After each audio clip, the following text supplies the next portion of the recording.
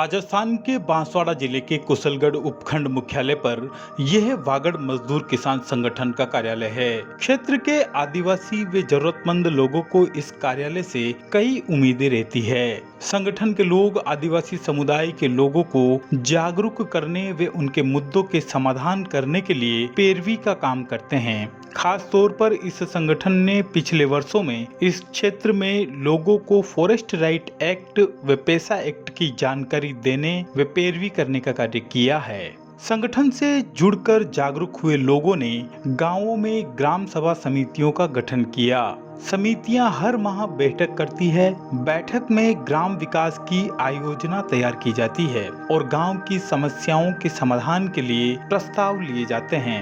संगठन के इस कार्यालय की दीवारों पर लगे सूचना बोर्ड में संगठन के पदाधिकारियों के नाम, पते व संपर्क नंबर अंकित है। साथ ही गांव सभा समितियों के पदाधिकारियों के नाम पते भी अंकित है। संगठन द्वारा किए जाने वाले कार्यों के हर दस्तावेज यहां व्यवस्थित तरीके से रखे हुए हैं। संगठन के लोग यहां मुद्दों पर चर्चा करने व रणनीति बनाने सहित जन अभियानों की तैयारियां करने की बैठकें करते हैं। फॉरेस्ट राइट एक्ट और पैसा एक्ट में आदिवासी समुदाय की सभी समस्याओं के समाधान निहित है। कानूनों को समझकर कुशलगढ़ क्षेत्र के लोगों ने सामुदायिक वन अधिकार व व्यक्तिगत वन अधिकार के दावे करने के साथ समस्याओं के समाधान करवाए हैं। गांवों में कई पेचीदे मामले भी सामने आते हैं, जिनमें सीमा विवाद भी शामिल है।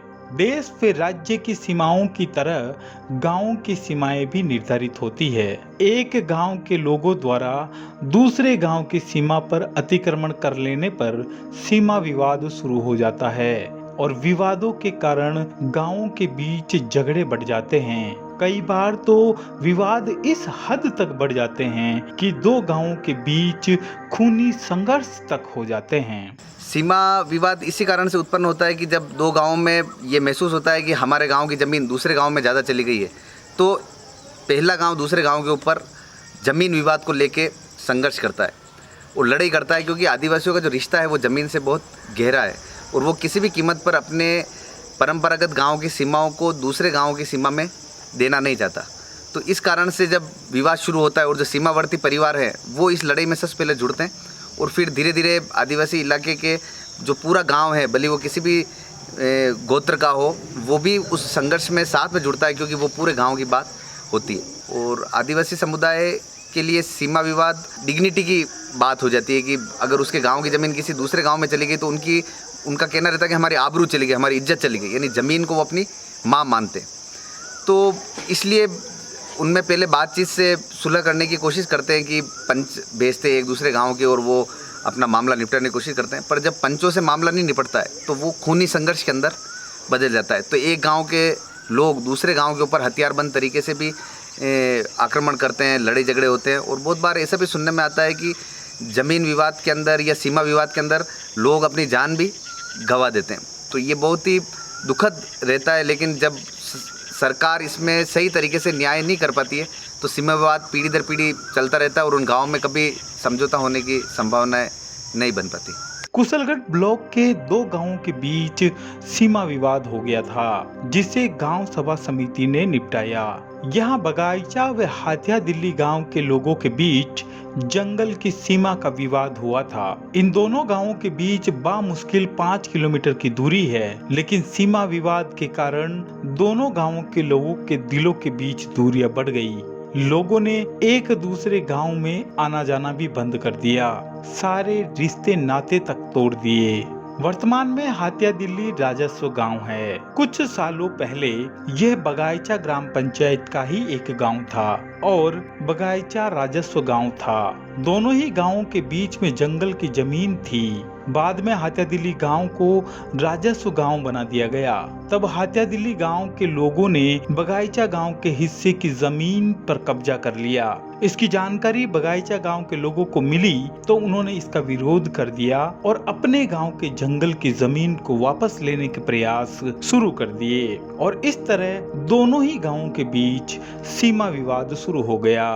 सीमा विवाद को लेके इन दोनों गांव में इतना तनाव हो गया था कि जो इनके रीति रिवाज जो कार्यक्रम होते थे, शादी ब्याह, मरण मौत और जो रिश्ता किया लोगों को, वो भी उन्होंने तोड़ दिया। और एक दूसरे गांव वाले को देखते नहीं थे, इतना तनाव पैदा हो गया। इस विवाद का समाधान कोई नहीं कर पा रहा था। बगाईचा गांव में वन अधिकार अधिनियम के तहत गांव सभा समिति अस्तित्व में थी। इस विवाद का समाधान गांव सभा समिति के द्वारा ही किया जा सकता था। तब बगाईचा की गांव सभा समिति ने इस विवाद का समाधान करने का प्रस्ताव तैयार किया और उसे कुशलगढ़ के उपखंड अधिकारी को भेजा। इसकी एक कॉपी वन अधिकारी को भी भेजी गई। सीमा विवाद के समाधान के लिए एक तिथि तय की गई। उस दिन उपखंड अधिकारी, तहसीलदार व जिला वन अधिकारी सहित कई अधिकारी मौके पर पहुंचे। पहले जंगल की जमीन का सीमांकन मीनारों के माध्यम से किया जाता था। नुकीले पत्थर जमीन की सीमा में गाड़ दिए जाते थे, जिन्हें मीनारे कहते हैं। वहां नक्शे के अनुसार मीनारे ढूंढे गए। मीनारे हाथिया दिल्ली की जमीन की ओर थे। दोनों ही गांव के लोग वहां मौजूद थे।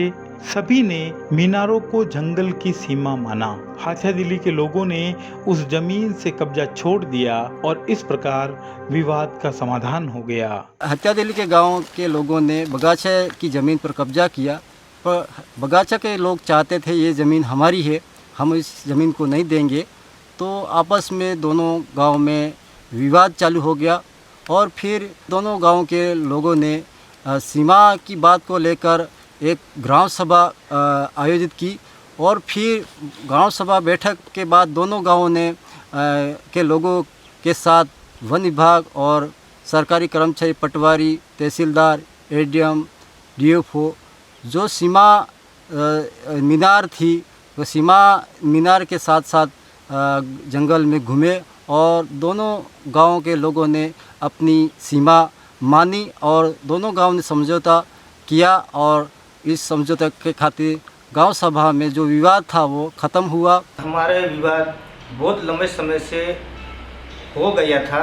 गांव के जंगल के बीच में बगाचा और हाथिया दिल्ली के उस गांव सभा से मिलके, दो ही गांव सभा ने मिलके हमारा फैसला उसमें किया गया। हमने खाई पेंशन भी की, हमारा जो सीमा लगता था वहाँ से खाई पेंशन भी ले और भी आज भी हमारे खाई पेंशन से अंदर है। वो ये तनाव का जो बात जब संगठन के लोगों के बीच में आई, संगठन के लोगों से समझाइश हुई, तो फिर धीरे धीरे ये इनका समझौता हुआ। बगाईचा की सीमा में ज़मीन थी वो उन्होंने अपने गांव में रखी और हाथिया दिल्ली का जो सीमा था वो हाथिया दिल्ली पे वापस बैठाया। इस पूरे मामले में वागड़ मजदूर किसान संगठन की भी मुख्य भूमिका रही।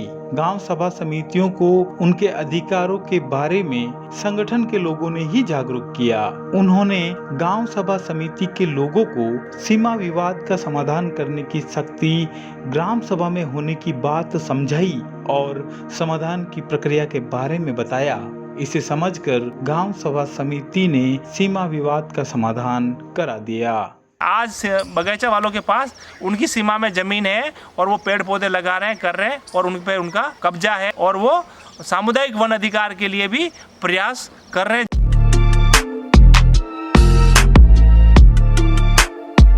ये कहने समिति के अंदर ताकत है साहब, ये सहाय करी सके, बिल भांगजड़ो भी करी सके। बिल भांगजड़ा में हूँ खुटाड़ू में कि कहीं हूँ करवो, हूँ गाँव में दारू बंद करवो, चालू करवो, ये गाँव नहीं सकती है।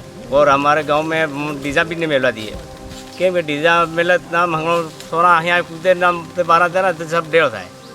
जंगल में अमो लकड़ी लेवा जाइए ते छोटी छोट बसा आवे ते अमो बड़ा बड़ा सागवान ने कापवा दिए के सूखी सूखी लाकड़ी पड़ी है ते रोटी करवा बसन की या छोटी छोटी लकड़ी ले लो, आपने सागवान ने कापवे ना।